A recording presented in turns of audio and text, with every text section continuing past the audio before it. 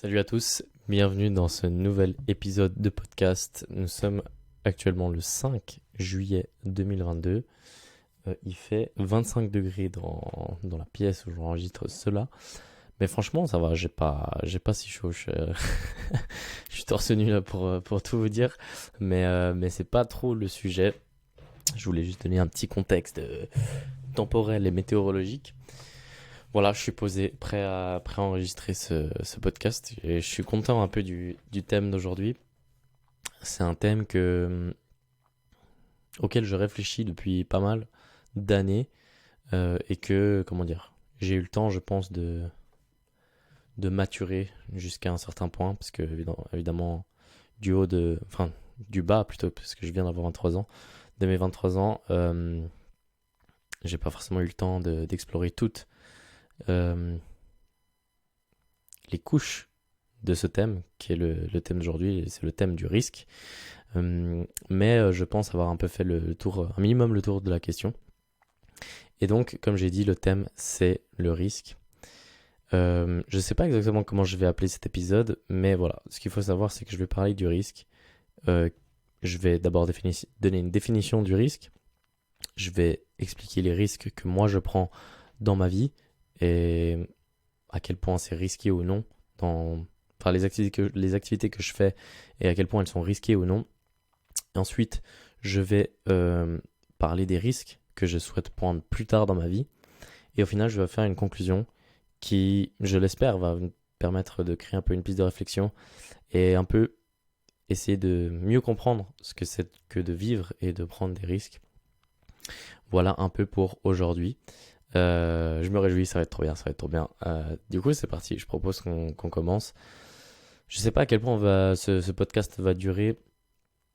Comme d'hab, je vais pas trop faire attention, franchement, c'est complètement égal. Mais bref, déjà, je souhaite commencer, comme je l'ai dit, par une définition du risque. Et en fait, c'est plutôt la définition du verbe risquer. Donc, le verbe risquer, c'est un verbe transitif. C'est un verbe transitif et je tire ces définitions du larousse.fr, pardon.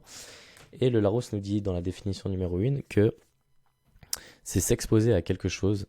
Non, pardon. Le risquer, c'est exposer quelque chose à un risque, à un danger possible, à une éventualité fâcheuse. Ça, c'est le sens numéro 1. Il y a le sens 2 et 3, mais qui ne sont que très peu pertinents à mon goût. Et le sens 4, c'est engager une action qui comporte des dangers dont l'issue est douteuse. J'aime bien parce qu'il y a la notion de doute que je vais noter tout de suite afin de ne pas l'oublier. Donc je note doute. Et puis là, je vois sous les yeux qu'il y a une deuxième définition dans le Larousse sur être risqué. Et le deuxième sens du terme être risqué, c'est écrit être d'un caractère osé, voire licencieux. D'accord. Donc ça, déjà, je trouve ça intéressant qu'on parte à partir de cette définition, ou de ces définitions que j'ai données. Donc moi, j'ai ma préférée, c'est la 4 de la première, du verbe risquer. Et c'est engager une action qui comporte des dangers, dont l'issue est douteuse. Je pense pas que je vais trop, m'étaler sur la définition, mais juste c'est important peut-être de la garder en tête. Et maintenant, j'aimerais parler un petit peu des risques que je prends dans ma vie. Donc moi, je fais déjà beaucoup de musculation, donc je vais 5 à 6 fois par semaine à la muscu. J'entraîne différentes parties du corps. Et là, premièrement, dans la muscu, il y a plusieurs risques. Peut-être que je vais pas tous réussir à les citer, peut-être que je vais en oublier, peut-être qu'il y en aura des très importants que je vais louper, peut-être qu'il y en aura des moins importants dont je vais beaucoup parler. Bref, quoi qu'il en soit, le but c'est de parler un petit peu des risques. Évidemment, dans toute activité sportive, il y a un risque de blessure. Donc, d'ailleurs, petite parenthèse, là je vais partir beaucoup sur une liste des différents risques qu'on encourt dans une vie. Et je vous invite, pendant que je vous parle des risques de ma vie, à vous réfléchir aux risques que vous prenez dans votre vie. Si vous vous retrouvez dans les miens, par exemple, ou si vous trouvez des parallèles. Par contre, ça sera plus complexe que ça plus tard. Je vais un peu parler justement du sens du risque dans la vie. Donc voilà, ça sera quand même un peu plus profond que juste parler des risques qu'on encourt au quotidien, je pense. Bref, en parlant de muscu, du coup, Il y a évidemment le risque de blessure sur un mouvement qui est mal exécuté. Donc c'est-à-dire que moi j'arrive au fit, que je sois expérimenté ou pas, je prends le risque de me blesser sur un faux mouvement ou même sur un mouvement normal avec un peu de malchance. Euh, Par exemple avec de la fatigue. Par contre, en étant plus expérimenté dans la muscu, je réduis forcément le risque que je me blesse sur une erreur technique ou sur une erreur de poids que j'ai sélectionné, etc. Donc ça, c'est un premier type de risque que j'encours dans la musculation. Un deuxième type de risque, j'essaie de réfléchir s'il est pertinent là-dedans. Ça peut être, oui, alors tout à fait, ça peut être le surentraînement. Puisque j'y vais 5 à 6 fois par semaine et que j'y vais à fond, eh bien, je peux finir par me surentraîner et au final faire une sorte de burn-out sportif et de plus pouvoir faire de muscu ou de sport de manière générale, faire une sorte de fatigue générale. Donc ça, c'est typiquement des risques liés à la muscu. J'essaie de réfléchir là maintenant s'il y en a d'autres. Et c'est là où, pour moi, ça c'est déjà une couche intéressante de l'aspect du risque. C'est que, typiquement, en allant à la muscu, je risque, par exemple, d'entrer en conflit. Parce que j'entre dans une pièce où chacun se partage cette pièce. Donc, il y aura un échange social. Et je risque de m'embrouiller avec des membres de cette salle de muscu. Je risque de m'embrouiller, donc ça veut dire verbalement, je risque verbalement de me faire attaquer, mais je risque aussi de physiquement me faire attaquer, comme dans tous les endroits publics, j'ai envie de dire, ou semi-privés, ou même privés, parce que des fois dans le privé on peut s'embrouiller. Quoi qu'il en soit, il y a toujours le risque qui est lié à une activité, mais il y a aussi tous les gens qui gravitent autour de cette activité et tout le contexte, l'environnement qui gravite autour de l'activité et qui vont venir créer d'autres risques que l'activité cœur, on va dire. Donc l'activité cœur, le risque lié à l'activité cœur, c'est me blesser ou me surentraîner. Et le risque lié à l'activité, à l'environnement de l'activité, c'est m'embrouiller avec les membres, c'est, je sais pas moi, m'encoubler dans les escaliers, c'est faire un accident en venant, en arrivant du coup à la salle, je sais pas, en voiture par exemple. Et ça on en parlera peut-être un petit peu plus tard. Voilà un peu les risques que j'encours quand je pars à la muscu. Il y avait un autre point que je voulais mentionner, j'ai oublié, c'était lié à l'embrouille. Bref, quoi qu'il en soit, c'est pas grave, ça me reviendra. Ça, c'est les risques de la muscu. Maintenant, il faut savoir aussi que 4 fois par semaine, je fais du jiu-jitsu brésilien. Donc, jiu-jitsu brésilien, c'est un sport de combat qui est basé sur des étranglements, des compressions musculaires et des compressions articulaires. C'est principalement de la lutte au sol, mais pas que, on part de debout et très vite ça se retrouve au sol. Donc il y a de la projection au sol plus de la lutte au sol. Et ça, je dirais que c'est quand même une activité cœur, en référence à ce que je disais tout à l'heure, qui est plus risquée. Parce que forcément, si on se fait étrangler, il y a le risque de s'évanouir, de perdre connaissance, pardon. Perdre connaissance, ce qui est un risque notamment pour le cerveau, c'est un risque pour tout ce qui est articulation et muscles forcément, parce que le risque de se blesser est très très grand. Il y a souvent des épaules qui sont luxées, il y a des poignets cassés, franchement il y a beaucoup de risques. Moi ça fait ça fait une année en fait pile que je fais du jiu-jitsu brésilien et je me suis déjà blessé 4-5 fois à des échelles plus ou moins grandes, mais voilà, ça veut dire que en gros une fois tous les 2 mois il se passe quelque chose qui limite ma fonction physique, et donc ça c'est le risque que j'encours en faisant du jiu-jitsu. Est-ce qu'il y a d'autres risques liés au jiu-jitsu? Alors il y en a, mais après on devient vite, on pousse un peu le bouchon, j'ai envie de dire. Donc après, il y a tous les risques liés à l'environnement qui sont un peu les mêmes que j'ai cités tout à l'heure pour la muscu. Mais il y a aussi, par exemple, je sais pas moi, si je fais du jiu-jitsu brésilien et que mes proches le savent, eh bien, par exemple, on peut imaginer que un des risques, ce serait que dans une bagarre de rue, par exemple, on m'envoie en premier. Ça, c'est un risque. Je pense pas que ce serait le cas, mais c'est un risque qu'on pourrait imaginer. Et c'est un risque potentiel qui est tout à fait dans la liste. Euh, et ce sera lié quand même un peu à la conclusion que j'aimerais faire. Mais voilà. En troisième, dans les risques que j'encours dans ma vie, en troisième point, c'était les risques que j'ai appelés daily, les risques du quotidien. Et par là, ça rejoint un peu les risques que j'ai mentionnés par rapport à l'environnement, pardon. Euh, Typiquement, bah, quand je m'endors, je risque de plus me réveiller. C'est une possibilité. Ou même quand je respire, je risque d'avaler quelque chose qui est dans l'air et qui pourrait, je sais pas, me contaminer. Je pourrais avaler une poussière qui va me faire tousser. Je pourrais, voilà, ça c'est vraiment les risques de tous les jours qui sont liés à tout ce qu'on fait de base. C'est-à-dire, bah, comme j'ai dit, respirer, ça peut être manger, ça peut être me déplacer, ça peut être rencontrer des gens, aller faire des achats, ça peut être me doucher. Il y a plein de gens qui meurent. C'est trop fort. Il y a des gens qui meurent en s'encoublant et en tombant, du coup, en se tapant la tête dans la douche.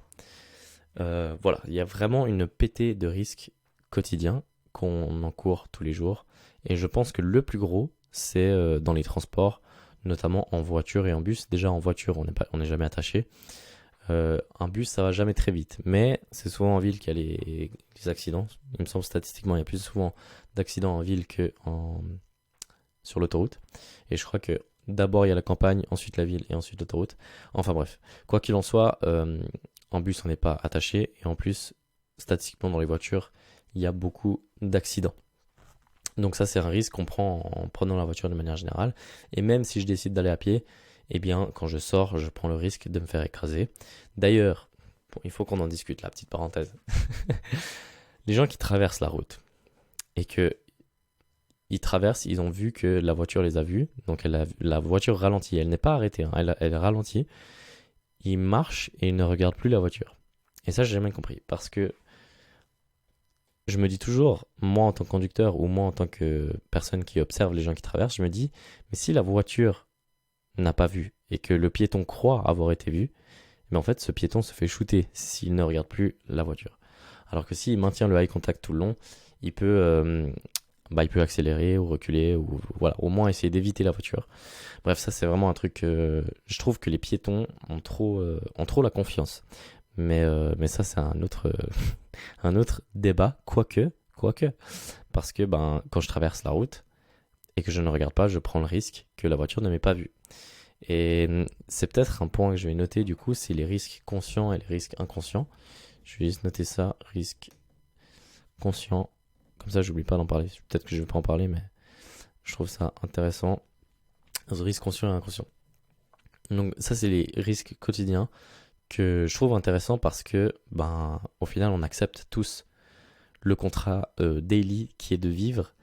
Et dans ce contrat, il y a une petite clause où c'est écrit, voilà, frérot, tu prends le risque qu'il t'arrive des dingueries et c'est inhérent à tout ce que tu fais. Et c'est souvent inconscient. Parce que typiquement, comme j'ai dit, les piétons, ils s'en rendent pas compte. Ou alors, il y a des personnes qui s'en rendent compte, mais je pense que c'est une minorité, et qui choisissent d'accepter le risque. Typiquement, rouler sans casque, il y a des gens qui acceptent du coup les risques et les conséquences du risque de rouler sans casque. Voilà. Je crois pas qu'il y a d'autres choses à dire sur les risques du quotidien. Il y a un point intéressant aussi que je voulais mentionner, c'était le risque professionnel. Moi, là, je vais parler de mes risques à moi, mais je pourrais donner d'autres exemples. Mes risques à moi, c'est que moi, je me vois forcément, et même dans le passé, c'est des choses que j'ai faites, je me vois forcément prendre des risques professionnels, notamment financiers et sociaux. Je m'explique. Financier, moi, je suis passionné par l'entrepreneuriat, la finance, je sais pas moi, les crypto-monnaies, etc. De manière générale, le business. Et ça veut dire que, je pense que, comparé à la moyenne des gens, je vais prendre plus de risques à ce niveau-là que d'autres.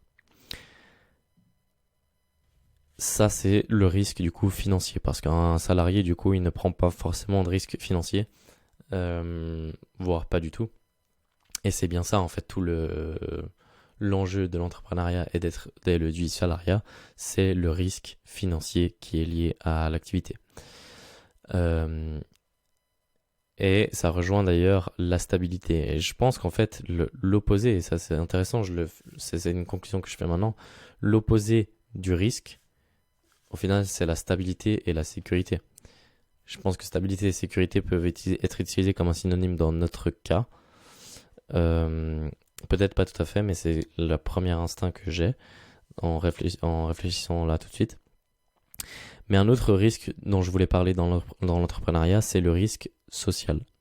Ça, c'est un risque qui est un peu peut-être plus inconscient dans le, comment dire, dans la doxa en fait générale, parce que quelqu'un qui entreprend quelque chose, même pas forcément professionnellement ou en termes commercial, mais par exemple, voilà, je commence la muscu, je prends le risque social de me faire humilier si j'échoue. Ou même pas forcément si j'échoue. Parce qu'une des raisons pour lesquelles les gens ne vont pas à la muscu, c'est qu'ils ont peur d'être humiliés socialement. Et c'est un risque, c'est un vrai risque. Parce que d'une part, il y a les go muscu qui vous diront, non, si tu viens à la muscu, il y a très peu de gens qui vont se moquer de toi. La plupart des gens en ont rien à foutre que tu sois là. Et je pense que c'est vrai. Mais je pense que ce serait faux de dire que l'humiliation n'existe pas à la muscu. Parce qu'il y a vraiment des gens qui se font humilier et il y a vraiment le risque d'être humilié. Donc c'est un vrai risque, l'humiliation. Et je pense qu'aussi c'est un des risques quotidiens. Je pense que l'humiliation sociale, donc le risque social, est un risque qu'on encourt tous les jours puisque on voit des gens tous les jours ou du moins en théorie. Quoique, il n'y a même pas besoin de voir des gens. Tu peux te faire... Il y a un risque social même sur les réseaux sociaux, pardon. Et c'est exactement pour ça que Twitter est si controversé, c'est que tu es totalement anonyme. Tu peux être anonyme sur Twitter. Et donc, il n'y a plus ce risque social. Tu peux insulter quiconque sans te prendre une claque derrière et sans prendre de risque. Alors que sur Facebook ou Instagram, c'est plus souvent nominatif, il y a plus souvent des photos liées à toi et à ton compte, et donc le risque est plus grand. Et c'est intéressant aussi parce que toujours lié à ce risque social, on peut mentionner qu'aujourd'hui, il y a de plus en plus de risques sociaux, notamment avec la cancel culture, le fait que très, très vite tu peux te faire cancel en fonction de ce que tu penses, ça devient un risque social, et c'est une raison pour laquelle il y a beaucoup de gens qui refusent de prendre le risque. Et ça me fait penser à une chose que j'aimerais dire dans la conclusion. J'ai juste noté.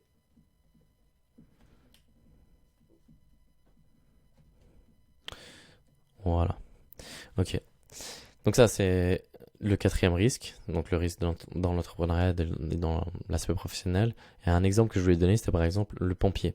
Le pompier, il risque très peu socialement parce que c'est un métier qui est valorisé socialement. Par contre, il risque beaucoup sur l'aspect vivant, tout simplement, parce qu'il met sa vie en jeu. Il met sa vie en péril. Un médecin, il prend le risque dans son métier de prendre la responsabilité. La responsabilité, c'est un risque. Il prend le risque que... Ça serait marrant de compter le nombre de fois que je dis risque dans ce podcast, mais bref. Il prend le risque qu'il se trompe sur un diagnostic et qu'il finisse par tuer ou détériorer la vie de quelqu'un. Ça, c'est un risque de nouveau professionnel. Donc je pense qu'on encourt tous des risques professionnels à différents niveaux et à différentes intensités. Il y a des métiers beaucoup moins risqués, voire pas du tout risqués, si ce n'est sur, par exemple, l'aspect social. Et puis finalement, ça me fait la parfaite transition sur les risques sociaux, mais j'ai assez détaillé à ce niveau-là. C'est qu'en final, les risques sociaux, on les a tous les jours quand on rencontre des gens, ça je l'ai dit. Donc rien à rajouter à ce niveau. Donc ça, c'était un peu la partie numéro 1 sur les risques que moi je prends dans ma vie. J'ai donné une définition du risque, j'ai expliqué les risques que je prends moi dans la vie. Et puis, maintenant, je voulais parler des risques supplémentaires que je voulais rajouter, que je vais rajouter dans ma vie. Déjà, moi j'ai pour objectif donc d'acheter une moto. Euh, la moto c'est très controversé parce que bah, c'est très dangereux, c'est très risqué justement. Euh, Parce que la carrosserie, en fait, il n'y en a pas. La carrosserie, c'est toi. En plus de ça, les automobilistes te voient beaucoup moins parce que tu es plus petit. Et souvent, bah, tu es habillé en noir ou quoi, donc tu es moins visible. Et puis, tu es beaucoup plus rapide et mobile et efficace sur la route.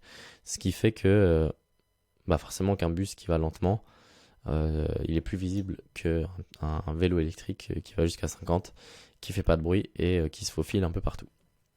Ça veut dire que tous les angles morts et tout, les miroirs, c'est beaucoup plus difficile d'être vu. Donc c'est pour ça que la moto, c'est quelque chose de très risqué et c'est controversé.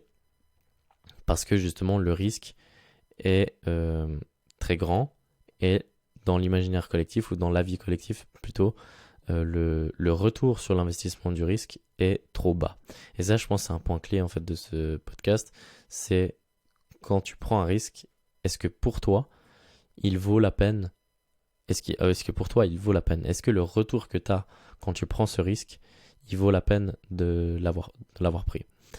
Et j'ai l'impression que par rapport à la moto, par exemple, je dis pas ça parce que j'ai envie d'une moto, c'est vraiment quelque chose que j'ai entendu et que je répète. euh, j'ai l'impression qu'il y a beaucoup de critiques sur la moto parce que les gens ne comprennent pas en fait la passion derrière. Moi, je pense pas être passionné de moto. Mais j'ai l'impression que les gens ne comprennent pas la passion de la moto et ne comprennent pas justement le sens du risque. Et c'est un peu le but de cet épisode, c'est de finir l'épisode en comprenant un peu plus le concept de risque. Parce que les gens disent, enfin, ne se rendent pas compte, comme j'ai dit, du retour sur investissement lorsqu'on prend le risque de monter à moto. Ils se disent, bah voilà, de toute façon, tu peux te déplacer avec une voiture, donc c'est plus sûr, pardon. Et puis pour des sensations fortes, bah, je sais pas moi, tu peux faire du Grand 8, tu peux avoir une voiture sportive pour le même. Bah, il y a des voitures au même prix qu'une moto et qui sont tout à fait amusantes à conduire. Tu peux, je sais pas moi, faire d'autres activités qui sont tout aussi génératrices de plaisir.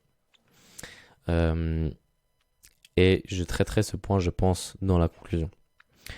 Donc ça, c'est le premier aspect parce que moi, j'aimerais avoir une moto et j'en achèterai une.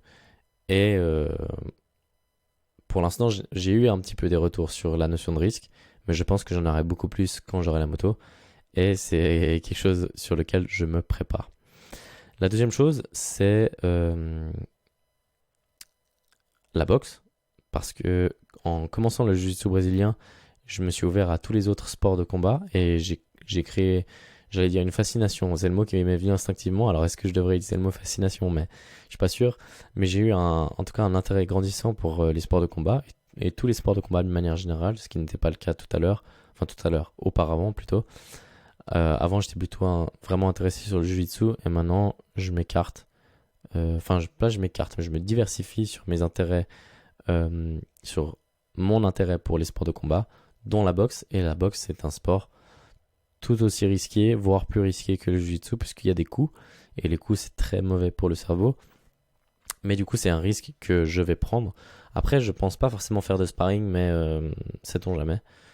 J'ai préféré le mettre quand même dans la liste, même si je ne pense pas que...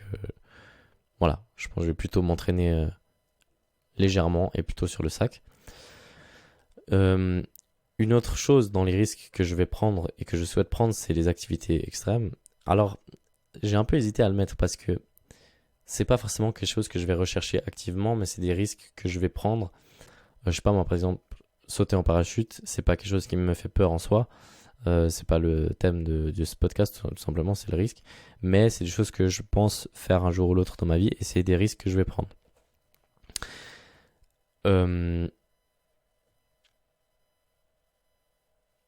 Ouais, je sais pas. En fait, j'ai juste eu le sentiment qu'il fallait que je le mette là-dedans parce que j'ai l'impression que c'est un des risques qui est, comment dire,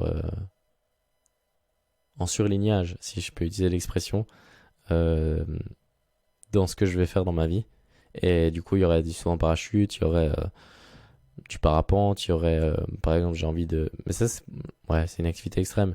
Je veux dire, peut-être qu'un jour, je traverserai, je sais pas, le lac Léman à la nage.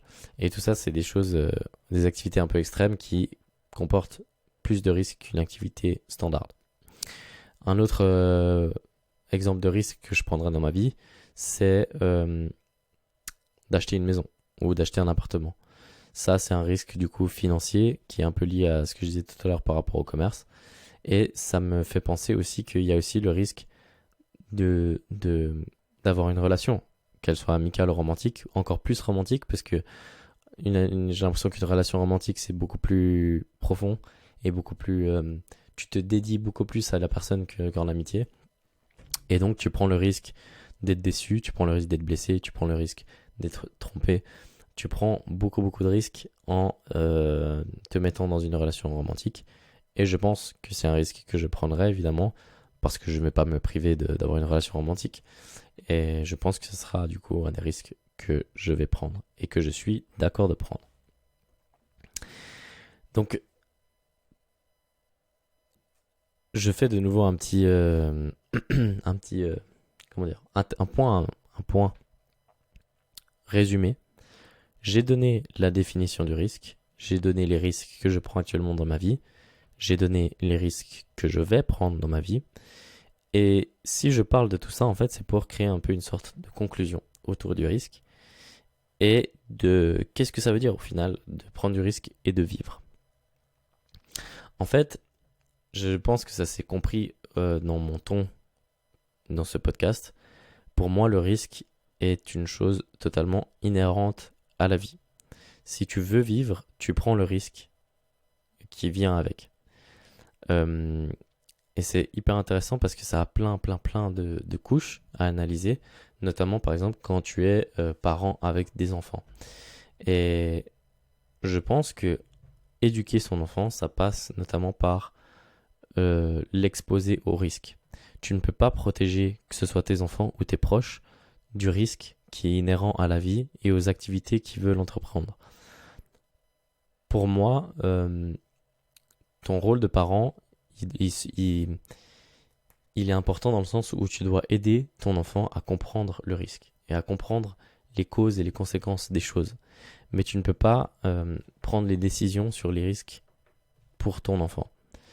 Ce que je veux dire par là, c'est que par exemple pour un tatouage, ton rôle de parent, c'est d'aider ton fils ou ta fille à comprendre qu'un tatouage, ça va durer à vie, que quand tu vas vieillir, il sera moins beau, que tu peux regretter, que c'est de l'argent investi, que c'est pas forcément bon pour la santé, ça je suis pas sûr, mais c'est peut-être un point. Bref, tu dois aider ton enfant à faire sa propre analyse sur le risque. Voilà. Et ça, c'est un point hyper important qu'on voit notamment, j'ai envie de dire en banque, analyse de risque. Non, pardon, c'est justement en commerce et en entrepreneuriat, tu fais une matrice des risques. Tu dresses une liste de tous les risques qui peuvent venir entraver tes plans. Et si le risque se réalise, qu'est-ce que tu vas faire? Quel est l'acte que tu vas faire pour compenser ce risque et pour régler le problème lié à ce risque? Et c'est ça ton rôle de parent, c'est aider ton enfant à faire cette matrice des risques, pardon. Mais tu ne peux pas choisir pour lui. Et de même pour ta propre vie, tu acceptes quand tu fais de la muscu, quand tu fais du jiu-jitsu, quand tu vis tous les jours, quand tu fais de l'entrepreneuriat, tu acceptes qu'il y a des risques. Parce qu'en fait, le sens de la vie, c'est le risque. Quand la vie incarne ton corps, tu prends le risque qu'elle s'en aille et tu prends le risque que tu meurs. Et c'est ça qui fait en fait la valeur de la vie, c'est qu'elle peut s'arrêter et elle peut s'éteindre. C'est ça qui fait la valeur des gestes quotidiens. C'est ça qui fait la valeur d'un sport, d'une pratique automobile comme la moto. C'est ça qui fait la valeur d'une activité extrême, c'est le risque. Et c'est souvent, le risque qui amène de la valeur dans quelque chose. Par exemple, un pianiste qui fait une performance de piano devant un public, le risque il n'est pas physique. Par contre, il est social, comme je disais tout à l'heure. Et donc, c'est ça qu'on apprécie chez un pianiste, c'est non seulement le message qu'il transmet, mais c'est aussi l'applaudissement de il a risqué d'être humilié devant tout le monde, il a risqué de montrer sa performance devant toute une salle. Et c'est ça qui a rajouté encore plus de valeur dans sa performance. Parce que il peut le jouer tout seul chez lui pour personne et ça aura beaucoup moins de valeur. J'avais parlé de risques conscients et inconscients. Je ne crois pas vouloir plus détailler à ce niveau-là.